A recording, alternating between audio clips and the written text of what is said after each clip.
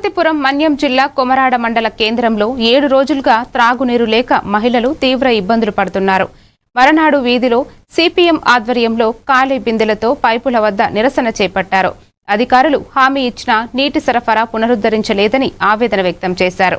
గురువారం సాయంత్రంలోగా నీరు అందించకపోతే శుక్రవారం ఎంపీడీఓ కార్యాలయం వద్ద మహిళలతో కలిసి పెద్ద ఎత్తున ఆందోళన చేపడతామని సిపిఎం మండల కన్వీనర్ కొల్లి సాంబమూర్తి హెచ్చరించారు.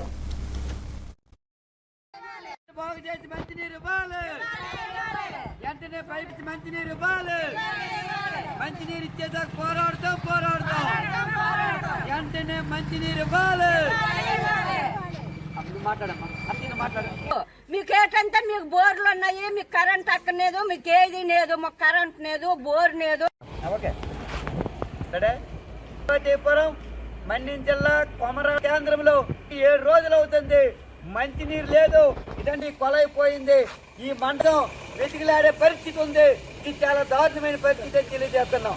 మొన్న మేము మొన్న పత్రిక ప్రకటిస్తే ఈ పంచాయతీ కార్యదర్శి గారు, ఎంపీడీఓ గారు మేము మంగళవారం కల్లా నీరు ఇస్తామన్నారు. నిన్న మంగళవారం అయిపోయింది.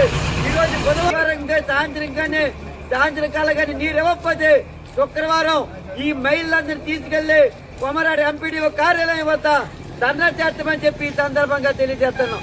ఎంత ఘోరం, ఎంత అన్యాయం, ఇంత మహిళలకి